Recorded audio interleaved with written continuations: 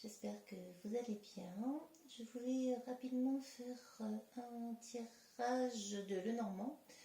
Donc j'ai déjà fait le tableau pour éviter de prendre trop de temps sur la vidéo. Et il en ressort ces 9 cartes, dont la centrale et celle-ci, qui est donc celle du serpent. Je ne sais pas si vous voyez bien ici. Peut-être mettre comme ça. Le serpent, hein, c'est l'énergie principale. Alors, ce tirage est en lien avec les énergies du moment et surtout qui ont lieu autour du 19 novembre. Je viens de faire une vidéo sur la pleine lune qui correspond à cette date, ainsi que l'éclipse lunaire partielle qui a lieu pratiquement en même temps. Nous avons ici des énergies très très fortes. Alors, je ne sais pas si vous le sentez dans votre quotidien, mais il se passe beaucoup de choses en ce moment, plein de petits rebondissements, peut-être dans vos vies, dans votre quotidien justement, dans vos habitudes de vie, dans les fonctionnements des appareils ou pas, au dysfonctionnement. Il y a l'électronique qui peut tomber en panne, il peut y avoir des problèmes de débordement liés donc à l'eau, un débordement d'eau ou je ne sais pas, des toilettes bouchées par exemple. En fait, il y a pas mal d'émotions qui ressortent et l'eau, ce sont les émotions aussi. C'est pas forcément fluide en ce moment. Je ne sais pas si vous le ressentez comme moi. En tout cas, ça bouge et on est un petit peu déstabilisé. On ne sait pas trop comment gérer ça.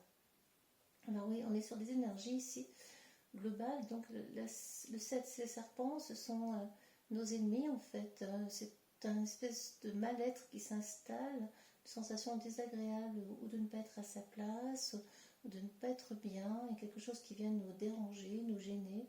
Et ça peut être aussi nos ennemis directs. Hein. Et à côté de ce serpent, on a si on prend les deux, la paire, on a le chien côté. Alors le chien, en temps normal, ce sont les amis. Mais quand il est juste à côté du serpent, ce sont les faux amis, les trahisons. On peut se sentir trahi en ce moment. On peut avoir des surprises de ce côté-là. Les amis que l'on croyait des amis ne sont finalement pas des amis. Et vous pouvez ressentir fortement ces trahisons, ces ennemis en quelque sorte. Et ça peut vous faire beaucoup de mal en fait. Hein, car on tombe dans la désillusion ou dans les illusions. Et ça peut vraiment nous perturber émotionnellement parlant. Devant cette carte du serpent, on a, elle jouxte, hein, celle-ci aussi, on a celle de la santé, qui ressort très souvent hein, dans ces tirages. À nouveau, on est dans la santé globale, la santé générale, avec le serpent à côté. Ça peut être une mauvaise santé qui s'installe, quelque chose d'assez sournois, d'assez caché ou brutal même, qui intervient brutalement et qui est complètement inattendu, qu'on n'avait pas du tout envisagé. Alors bon voilà, je vous invite vraiment à faire attention, à prêter attention à votre santé, à faire les examens qu'il faut si nécessaire. Alors ça peut être aussi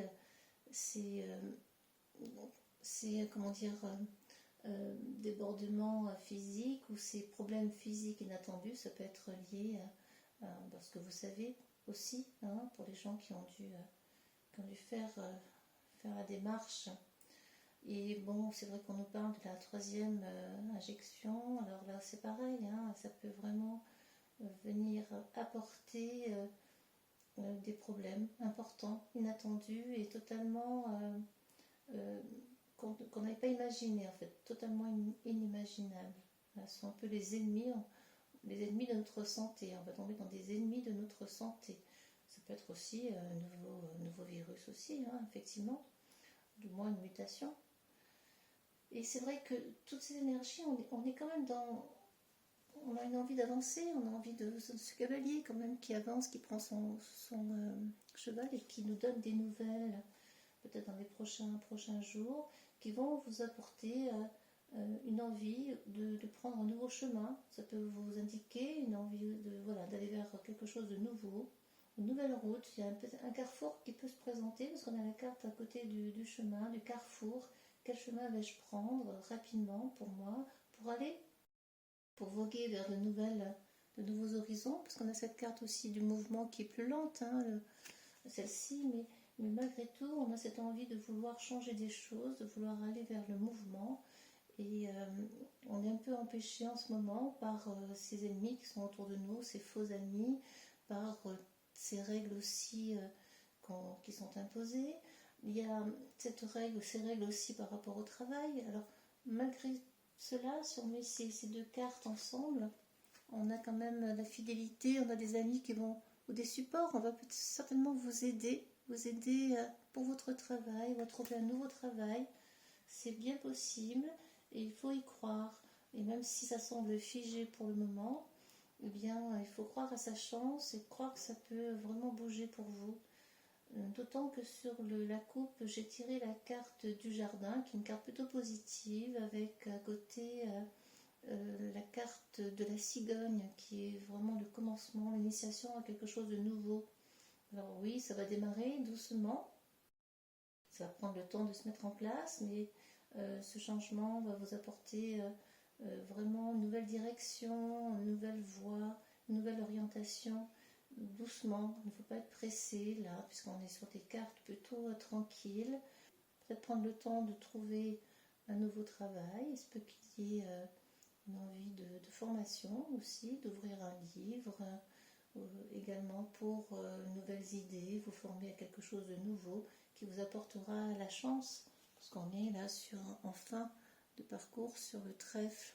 Croyez en votre chance, en votre abondance, même si c'est parfois difficile et que les énergies du moment sont pas toujours équilibrantes, entre guillemets, sont pas toujours harmonieuses. On risque d'être vraiment bousculé dans les prochains jours et on peut se poser beaucoup de questions, mais ces questions peuvent être essentielles pour votre évolution. Voilà, donc ce que j'avais à dire, c'est ça tombe toujours encore au niveau de la santé, des ennemis qui sont là, qui pourraient des gens, méfiez-vous des gens autour de vous qui pourraient être mauvais, envieux, jaloux de ce que vous êtes, de qui vous êtes, de vous, de ce que vous faites, peut-être aussi, et qui se disent amis mais qui ne le sont pas. Ça peut être aussi les ennemis au point de vue plus large de l'État, les ennemis de l'État qui viennent bouleverser notre santé, parce qu'ils sont juste à côté, qui viennent troubler notre santé par leurs actions. Ça c'est bien possible, effectivement, et qui disent agir pour notre bien, mais ce n'est pas du tout le cas en fait. Nous sommes trahis, meurtris, et on peut se sentir mal à l'aise dans cette période d'énergie assez forte, assez sombre, dans le fond du moins, assez déstabilisante. Donc, je vous invite à vous ancrer tel le chêne ici, ça nous rappelle la nature, d'aller vraiment chercher la connexion avec la nature en méditant, en étant dans des choses simples, qui sont concrètes, qui sont vraiment naturelles pour vous recharger, pour régénérer votre santé, pour vous oxygéner. Voilà un petit peu ce que je ressens. Et c'est vrai qu'il nous restait 3 cartes qui sont particulières. On est sur des changements, mais on a envie de tout balayer, mais soyez prudents, n'allez pas trop vite, soyez plus malins pour effectuer les changements nécessaires à votre vie et laissez donc le destin ensuite opérer, que la voyante, laissez le destin opérer. Mais effectivement, soyez malins pour alimenter ces transformations profondes que vous souhaitez pour vous. On est vraiment là sur le renard qui est plus malin, qui est rusé pour trouver la meilleure orientation, le meilleur changement pour vous. Voilà ce que je vous souhaite en tout cas. Allez, on va faire un petit tirage conseil avec la lune noire que j'aime toujours autant.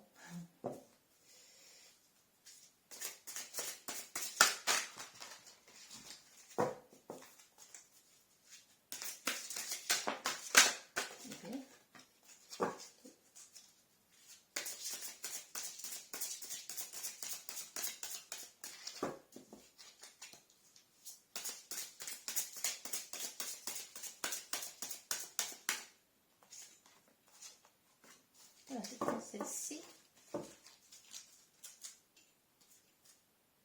Neptune, sacrifice. on sent vraiment que on doit sacrifier quelque chose. On doit sacrifier quelque chose pour aller vers autre chose. On est vraiment dans cette notion de sacrifice, d'être obligé d'accepter des choses pour pouvoir passer à autre chose, d'accepter ce qu'on nous impose pour pouvoir aller vers du meilleur, vers un monde nouveau. On est vraiment dans l'esprit du sacrifice, mais en même temps dans la spiritualité. Et Neptune, c'est la connexion à soi, connexion à l'univers, et la connexion à son être profond, à l'altruisme aussi. Alors, le tirage de l'action, on va voir donc la situation actuelle, du moins l'énergie du moment, c'est d'aller vers c'est d'être dans le Sagittaire, l'envie d'aller vers un but précis, vers un objectif. On a vraiment envie là d'atteindre son but, c'est la quête de quelque chose, quête d'un bien-être certainement, quête de la joie, de l'optimisme. Le Sagittaire est régi par Jupiter, qui est la planète de l'optimisme, de l'expansion. On a vraiment envie de grandir, de changer sa façon de vivre, d'aller vers un nouveau projet. On a envie d'avoir des projets en fait. C'est vraiment ce qui ressort sur cette carte. Et c'est vrai que le tirage d'avant le disait bien également. Donc autour du 19, là, on a cette envie de nouveaux projets. Je vous invite à poser un projet pour pouvoir ensuite y accéder et du moins le mettre en place progressivement. Ce qu'on ne doit pas faire, maison 8, on doit accepter, en fait on doit... la maison 8, c'est les fins et les commencements. C'est aussi la maison de la mort, c'est la maison du pouvoir aussi, du patrimoine. Donc il est important d'accepter que les choses puissent changer en fait. D'accepter que pour qu'il y ait un commencement, on doit aller vers une fin de quelque chose, ne pas s'accrocher au passé. On est beaucoup dans des énergies en ce moment où on a envie de changer, mais en même temps on se sent restreint et limité. On est un petit peu écartelé. On l'a beaucoup évoqué, c'est vraiment l'énergie de l'année en fait. On n'a pas envie de perdre ce qu'on avait, ses acquis, ce qui vient du passé, et donc on s'y accroche. Mais là, il est temps, on veut dire, de ne surtout pas aller vers, comment dire, cette accroche, cet attachement à tout ce qu'on possède, etc. C'est vraiment de se libérer, de lâcher prise sur tout ce qu'on a, parce que la maison 8, c'est aussi le patrimoine, les ressources, etc., l'argent, les successions, la mort. Donc, de ne pas aller vers une énergie négative par rapport à tout ce qu'on possède, de ne pas posséder pour posséder, c'est vraiment d'aller vers un renouvellement, de comprendre que chaque chose a une fin, que la vie est un éternel recommencement et que la fin amène une renaissance. Ça, c'est vraiment très important, cette notion-là. Les actions que vous devez mener, bien, encore une fois, la maison 7, c'est d'aller vers le partenariat, l'échange, la relation à l'autre, de ne pas vous enfermer en vous-même, avec vous-même, et d'aller vraiment vers les autres, de partager, d'être dans une relation de compréhension de l'autre pour pouvoir être dans quelque chose de plus grand, de plus ouvert, de plus neptunien, parce que Neptune, je l'ai dit, c'est aussi l'altruisme, le collectif.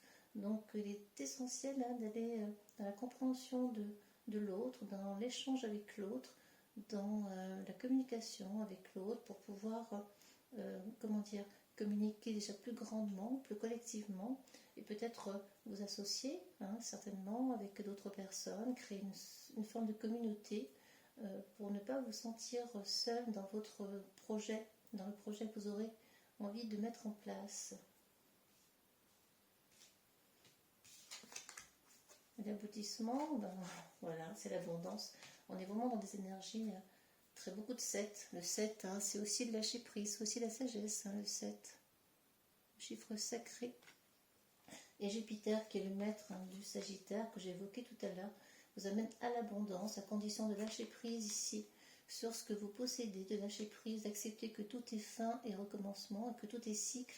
Et tout ce qu'on vit là, c'est un cycle qui va finir, mais qui apporte aussi son lot de renouveau, de renaissance, avec de nouvelles idées, de nouveaux projets, une nouvelle façon de vivre, d'aborder le monde, d'aborder la vie.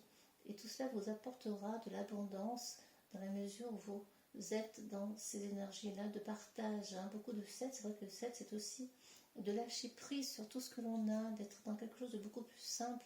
L'abondance, comme je l'ai dit dans ma vidéo précédente sur la pleine lune, je crois, ne se mesure pas en quantité. L'abondance se mesure en qualité et surtout par rapport à ce qu'on a déjà. Il s'agit vraiment d'être conscient, pleinement conscient de ce que vous possédez, de ce que vous avez, d'être heureux de ce que vous avez. Ça, c'est essentiel. Voilà les amis, je m'arrête là. J'espère que j'aurai été utile et en tout cas, je vous souhaite plein de milliers de belles choses et beaucoup d'abondance. Prenez soin de vous. À bientôt.